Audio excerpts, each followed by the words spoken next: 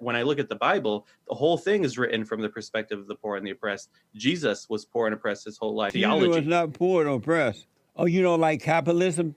No. But as a man, you like being provided for? God put all these resources on this earth so that people may have them, not to privatize them and hoard resources and keep them from others. Do you want the government taking care of you? No. Do you want Christians to take care of you? No. Do you want the working class to take care of you? No. Then what do you want? I want resources to survive without earning it, because I want everyone to have resources to survive without earning it. So you want free stuff without earning. Here you are, a Mexican Christian socialist YouTuber and streamer, and you want it without earning it. Amazing. Hello, Culture Warriors. Welcome to another installment of Culture Wars. You can see from the introduction, this is going to be a doozy. I wish you to enjoy this video and make sure you drop your comment. If you're not subscribed to this channel yet, please hit the subscribe button and turn on the notification bell to get more videos like this. Without wasting too much time, let's get into it. You are a socialist. You say that you are a socialist. What is a socialist? What is that? I would say it's someone who thinks that people and their communities should own the resources and should also own the means of making those resources, that we should earn everything we work for. While we work, we should get everything that we had worked for, instead of just receiving a small check from a boss that doesn't even cover everything that we put in work for, and that we should be able to not struggle to afford resources. And but that's not a socialist. That's exactly what a socialist is. A socialist is controlled and owned, not necessarily owned, but controlled by someone else or the government, and the government provides for you. It's ownership, control. So if you Google socialism, it'll say that the workers should own the means of production, and that was my simpler way of putting it. That of people, the community owning the resources and the means of making those resources. That's actually what socialism is. You believe in liberation theology, I read. Yeah. And what is liberation theology? And you said that it saved your life. What is it, and how did it save your life? Liberation theology is simply interpreting the Bible and theology from the perspective of the poor and the oppressed. And I discovered it as I was learning theology in the Bible early on, and it was started in the 1960s in Latin America during Vatican II. But the reason was because of how much of the church has sided with the rich and powerful and ignored the poor and the oppressed. And so this had to become a distinct theology only because of the way that the church has done that. But when I look at the Bible, the whole thing is written from the perspective of the poor and the oppressed. Jesus was poor and oppressed his whole life. So eventually it just feels like basic theology. Jesus was not poor and oppressed.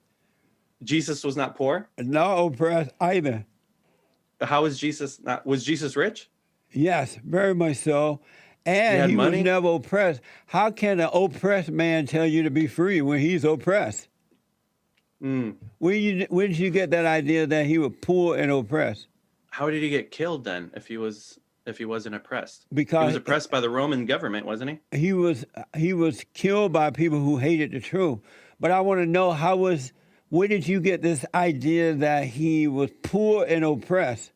So the people who hated the truth, the Roman government, were in power, and they used their power to abuse him and arrest him and kill him. That's definitely a lot of oppression. Where did you get the idea that he was poor and oppressed in the Bible? From reading it. And it says that Jesus was poor and oppressed? It says Jesus had to be provided for the whole way of his ministry. And he was abused, arrested, and killed by the Roman government. And did you say that Jesus was poor? I mean, did the Bible say that Jesus was poor and oppressed?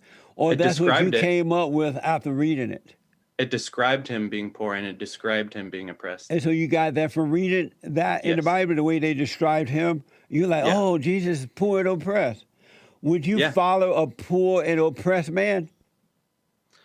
I follow him because he had good news for everyone that's poor and oppressed. And what was that good news? That the oppression on us by those in power does not define us, that God defines us, and that we are actually free and children of God and worthy of love and belonging and worthy of justice. So it's like, no matter what our governments say, no matter what our governments say, God says something else, right? Don't you agree with that? Absolutely. But God would nor his son are poor and oppressed. Who want a poor and oppressed God? That's just how it was. That's just how God chose to become incarnated. Could you possibly be wrong? Could I possibly be wrong? Possibly, yeah. Okay. And so how did it save you? Liberation theology, it saved your life. How? Because I grew up with theological perspectives that that didn't give theology from the perspective of the poor and the oppressed. It just gave a lot of favor to the powerful and said that being a Christian meant getting the powerful to become Christian and then making everybody Christian. And I didn't like that. I hated that. And so finding liberation theology is what saved my faith, because I was able to realize there are other ways of talking about Christianity. And it makes way more sense when I read the Bible, liberation theology. Amazing. At what age did you start believing this way? Probably around 22. I'm 27 now. Oh, okay.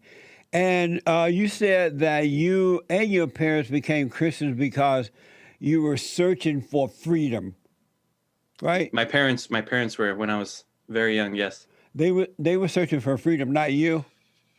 I was like 2 years old. Oh, they were both drug addicts and alcoholics and troubled all the time, and so they wanted to live differently. And so my mom's sister had been going to church, and so they decided to start going to church, and they learned how to overcome some of those addictions and personal issues that they had. And so that's why they started going to church. And so I grew up in that environment that said to go to church means to work on yourself and to grow and develop and not stay stuck. And what is freedom? Freedom for my parents was freedom from addiction. How about for you? What is freedom? Are you free? Not as free as I'd like to be. I'm free from addictions. I don't have any addiction problems, so that's awesome. And I give a lot of credit for my parents for raising me right in that way. But I also wish I was more free. I wish that we didn't have to struggle so hard in order to have resources to survive. And so how are you not free? What part of you is not free? That is not free. I don't feel free because of how much we have to struggle for resources. When you say we, who are you referring to? All of us in the United States, all of us under a system of capitalism. That's how it works. Oh, you don't like capitalism? No. But why? Do you like capitalism, Jesse? I love capitalism. Believe me. Why do you love it? Because it gives me freedom. How? To be my own, to earn as much as I want, to do what I want, to say yes or no to what I want, and no one else have to tell me how much I can or cannot have, when, where, and how, and control me. That's what capitalism is all about. I can be as rich as I want, as poor as I want. It's on me and not someone else to provide for me. As a man, you like being provided for? No. I like being able to... Part of it is I like to be able to work and get what I earn instead of just through whatever amount a boss says I should get. That's part of it. But then another part of it is me being Christian and seeing that God put all these resources on this earth so that people may have them, not to privatize them and hoard resources and keep them from others. And so you think that God want the working class folk to give all their stuff to the lazy folks? I think God wants everyone to be provided for, and the people who believe in God should be the first ones to try to find ways to structure the system that everyone has what they need to survive. That's why we have capitalism. How does capitalism help I don't understand the homeless? So what now? How does capitalism help the homeless? By locking them up when they commit crimes and things like that. What about when they don't commit crimes? It's not capitalist fault that people are homeless and drug addicts and alcoholics. That's due to the lack of good parenting while they were growing up. They have conflict, and they're trying to escape by becoming homeless or using drugs and alcohol and all that kind of thing. You can't blame that on capitalism. But you said capitalism helps them. So how can it help those that help them themselves if they don't commit crimes? It helps those that help themselves. Socialism destroys the character. Capitalism builds it up. I think capitalism has destroyed a lot of people's characters, and it's because of capitalism, the inability to afford resources to survive, that a lot of people are homeless, and they work really, really hard to get a job, to make some money, to get resources, but they can't, because once you're homeless, it just gets worse and worse. Are you saying that's due to high taxes and things like that? I think that's part of it. It's due to a lot of things. You don't seem to understand what socialism is. I do. I think you don't seem to understand what socialism is. Do you want the government taking care of you? No. Do you want Christians to take care of you? No. Do you want the working class to take care of you? No. Then what do you want? I think there's a lot of ways that we have to allow corporations and the government to take care of us right now. How? Because we have to give our labor to a company in order to survive. What?